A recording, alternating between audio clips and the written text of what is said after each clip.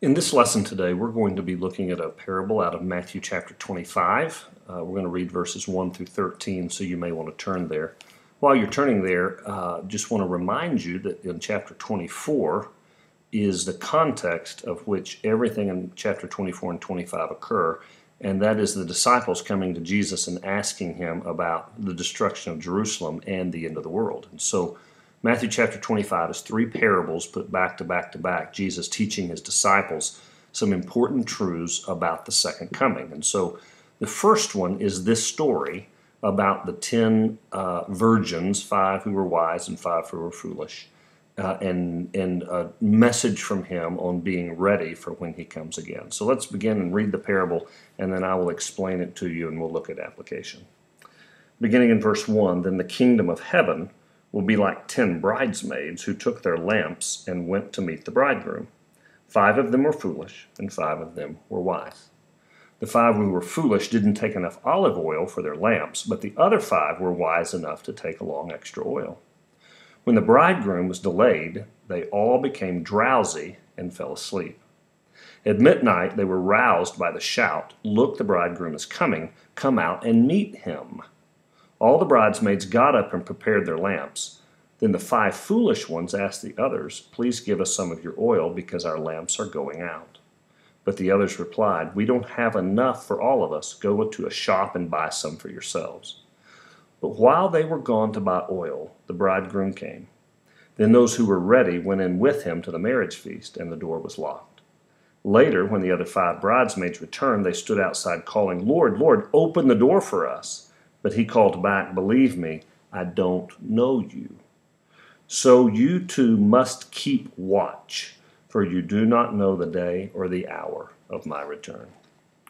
This story is one of those stories that's hard to understand if you don't understand the context of what is going on. So I want to begin by telling you about Jewish weddings in that day.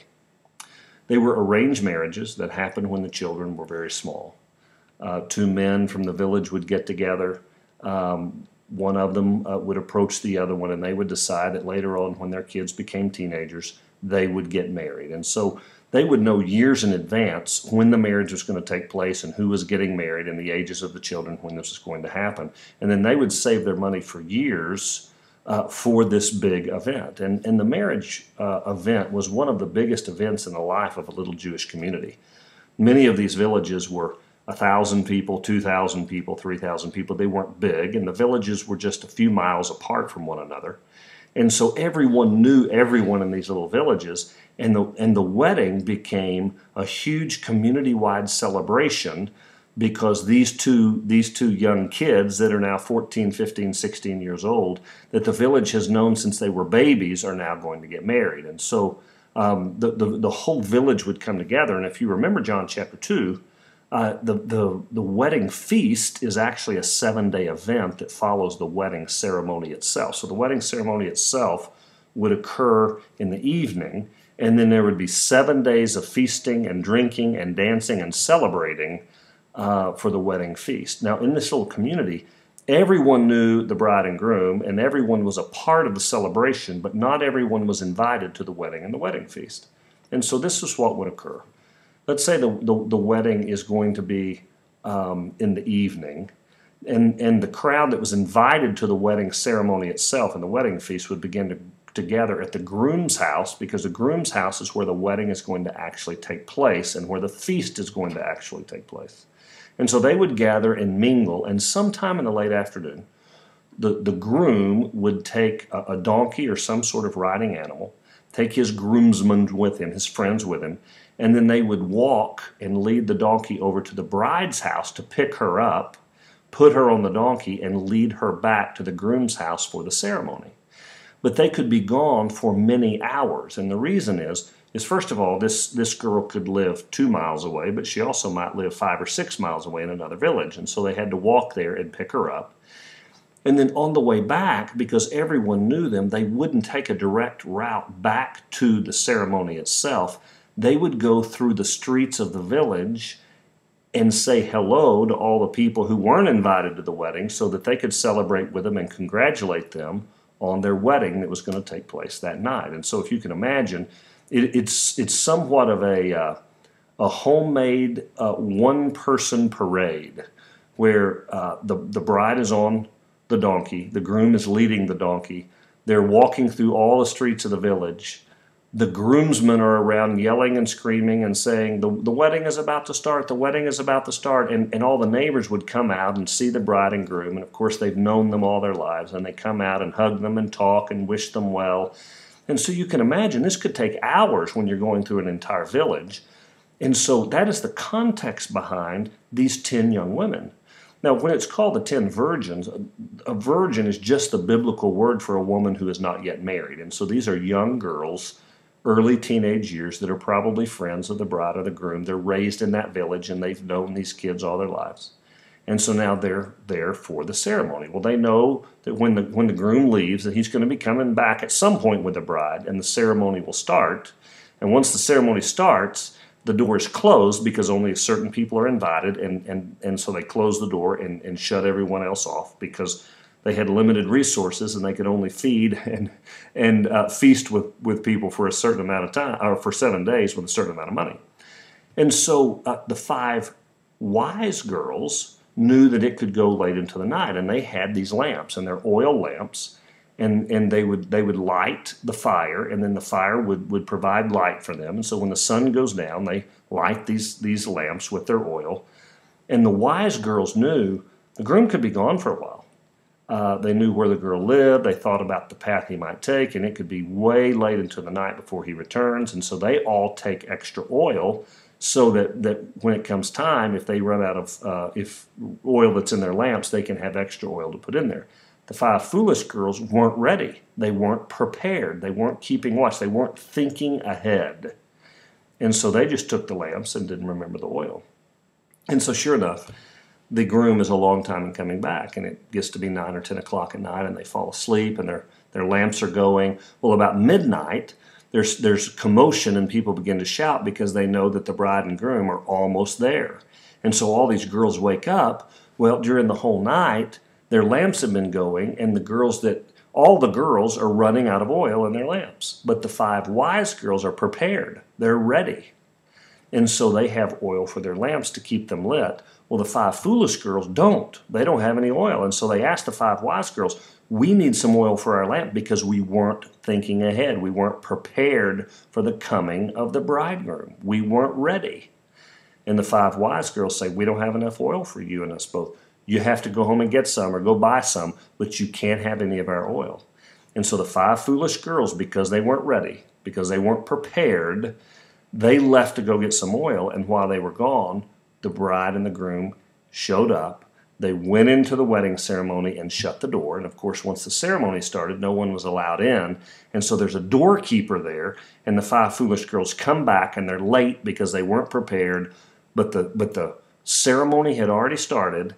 And so when they knock on the door, they're not allowed in because the wedding had started without them. And Jesus says that's going to be the way it's going to be with the second coming of me, of Christ. He says you have to be watchful and you have to be prepared, because you never know when it's going to happen. It could happen today, it could happen tomorrow, it could happen in 1,000 years. But you have to be ready. You have to be prepared. You have to think ahead for the second coming, because I am coming and you don't know when it's going to happen. And so the key in this whole teaching is Jesus says, here's the meaning of the parable. Be ready. Be ready. Be watchful.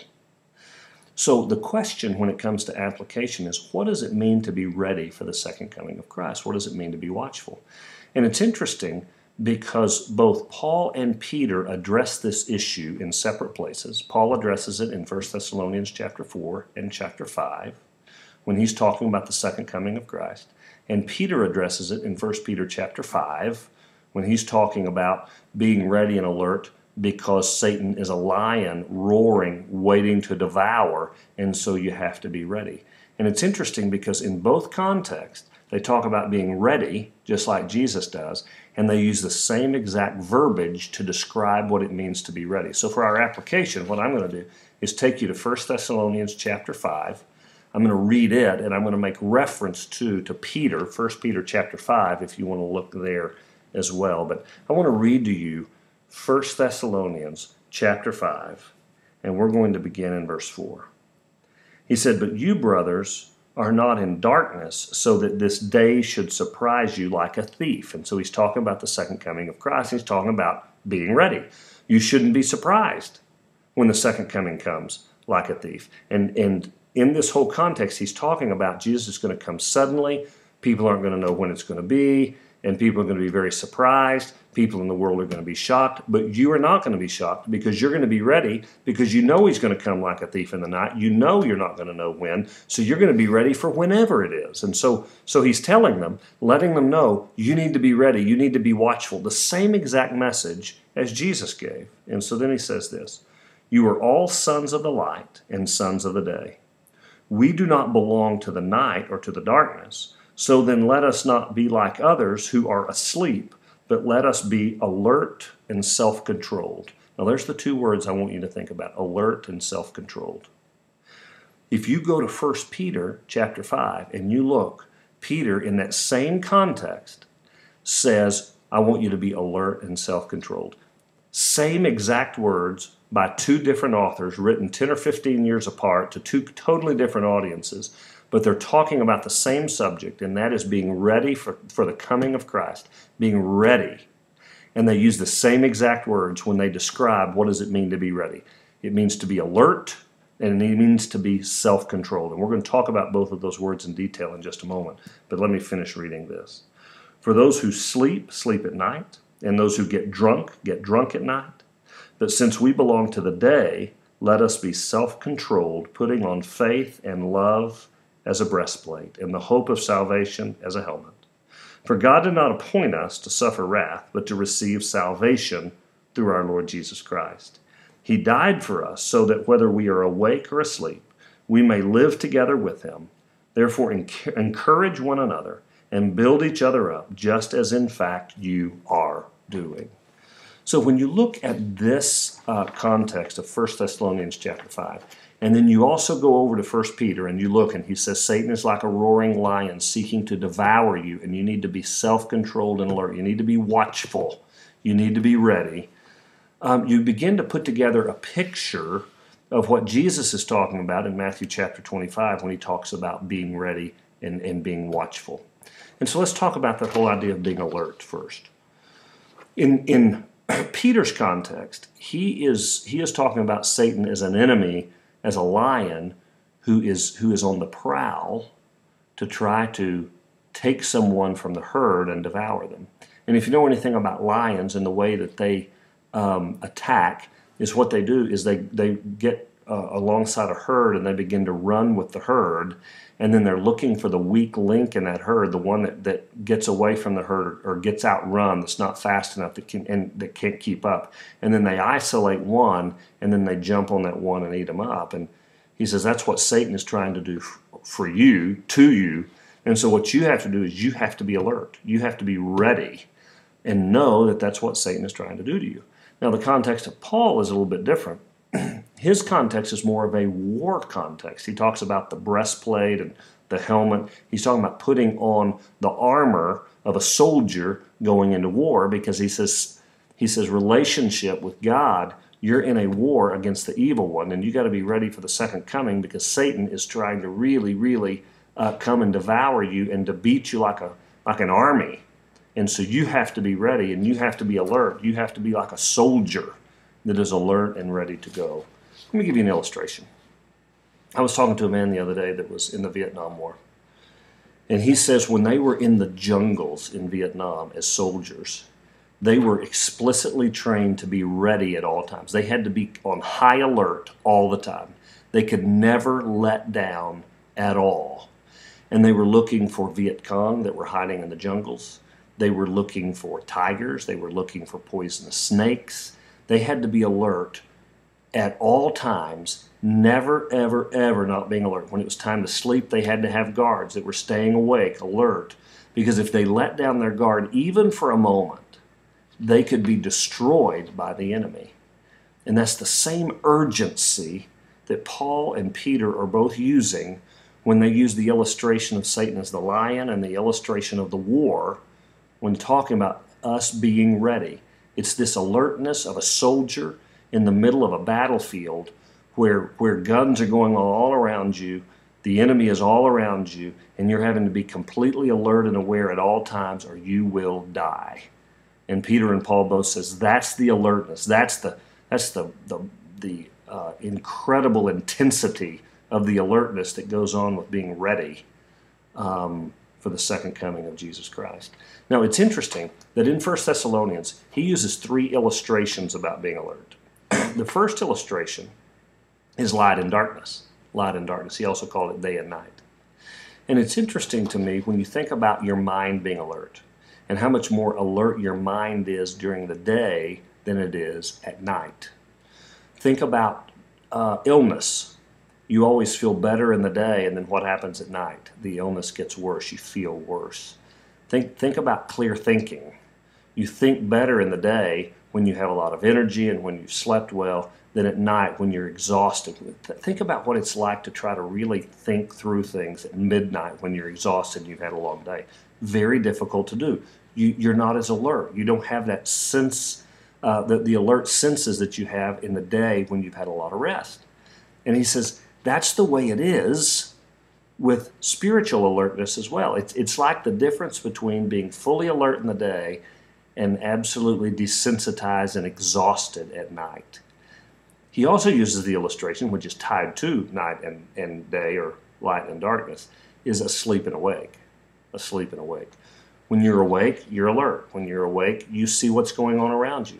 You're able to be aware of your surroundings. But when you're asleep, you're not aware of anything, right? And he says, don't let Satan lull you to sleep. You got to keep that alertness like you're awake in the middle of the day. You can't fall asleep spiritually. Because when you fall asleep spiritually, you're in a war, and Satan will take you out. He'll either gobble you up like a roaring lion, or he will be like a soldier that cuts your head off. You can't fall asleep spiritually. You have to be ready at all times. You have to be alert at all times. And then the third illustration he uses is drunk and sober. And he says, think about alertness in terms of drunk and sober. When you're drunk, you are not very alert. Why does God want us to keep from getting drunk? Nowhere in Scripture does it say don't drink alcohol. Nothing wrong with drinking a beer while you're watching a football game or having a glass of wine with your Italian food. Nothing wrong with that. But why does he not want us to get drunk? Because it alters our mind. You don't make good decisions when you're drunk. Your inhibitions go down and you say things that you shouldn't say. Your filter goes away. You're willing to fight when you wouldn't fight otherwise. You're willing to make bad moral decisions. When alcohol is involved and you're inebriated, your mind is not alert. Your filter goes away. Your inhibitions go down, and you do things that you regret later on. He says, think about that. You can't be spiritually inebriated. You have to be spiritually alert. In fact, it's interesting that in Ephesians chapter 5, when Paul says, don't be drunk with wine, but be filled with the Spirit, literally that means don't be drunk on wine, but be drunk in the Spirit. Be inebriated in the Spirit of God that will keep your mind fully alert. Don't be drunk on wine where you are not alert. And so the first thing is he says you have to treat this like a war, and you have to be spiritually alert at all time. You cannot let Satan seduce you to sleep, to get you drunk spiritually, or for that matter, physically. You cannot let down your defenses. You cannot let down your guard. You have to be like a warrior in the middle of a war zone at all time and keep that spiritual alertness. That's how you stay ready. Now, you ask the question, so how do I stay spiritually alert? Well, you stay spiritually alert through physically, eating well, exercising, sleeping. That always plays a big role because our minds and our bodies and our spirits are all intertwined. So don't take those apart. Part of it is physical exercise, eating well, sleeping well. That's part of spiritual alertness. Second, you need to keep your relationships in good shape. You need to be forgiving those who hurt you. You need to have good relationships with others, because when you're angry and your relationships are in bad shape, you have a tendency to not be spiritually alert. It will numb your spiritual senses. When you're angry and bitter and resentful and unforgiving, it's amazing what will happen in your life and the negative and bad choices you will make when that is your motive and going on in your life. So you need to have your relationships in really good order.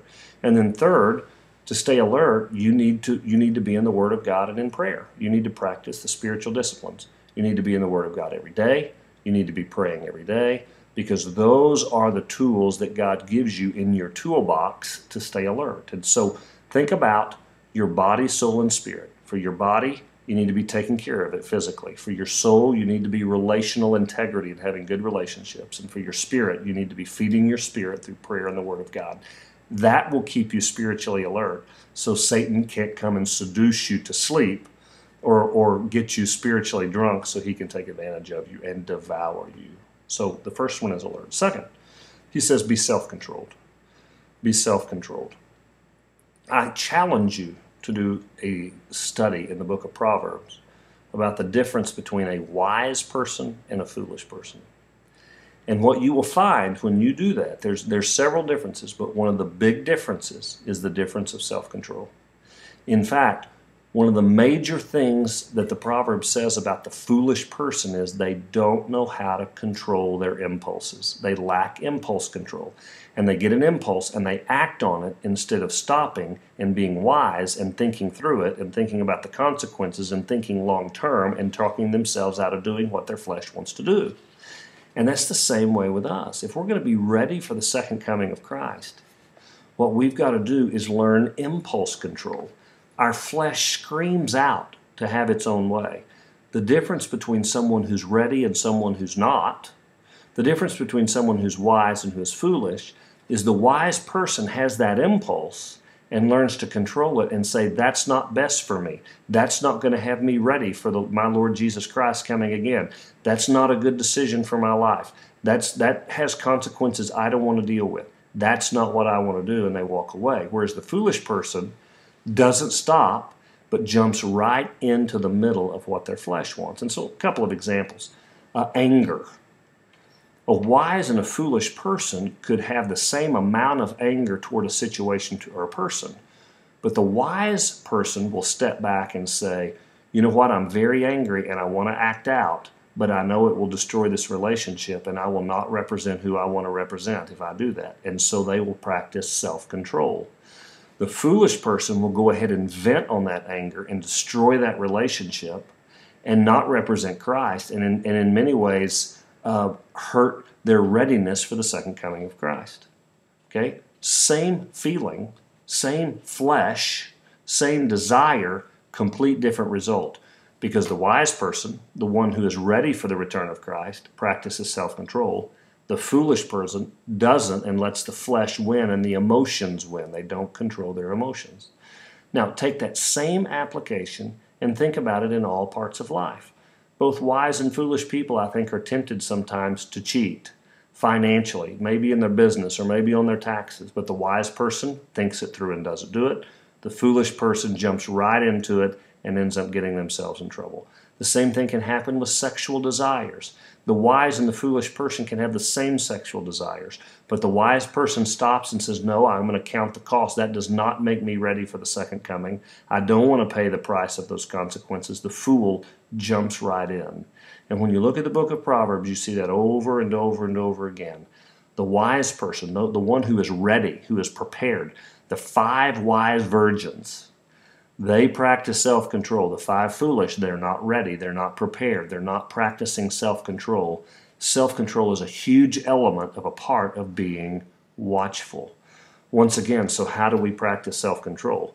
You practice alertness. So you go back to those same things with your body, soul, and spirit. You're taking care of your physical body, you're keeping your relationships intact, and you're in the Word and you're in prayer every day. When you're doing that, those are the same remedies you have for practicing self-control, because alert people practice self-control. Spiritually dull people don't practice self-control, so they go hand in hand. And so that's the 2 big words that both Paul and Peter use when they're talking about learning how to be ready, learning how to be prepared. The same story, the same theme that Jesus tells in this parable about the 5 wise and the 5 foolish virgins. But I would add one more at the end. If you'll notice, the last verse I read there in 1 Thessalonians chapter 4 says that they let us encourage one another as we have been doing. You cannot walk out readiness apart from other people. God gave us community. God gave us the church. God gave us other believers for a purpose. And He knows that we can't do this alone. How does the lion kill the prey? He separates them from the herd, and the one who separates and is alone is the one the lion gets.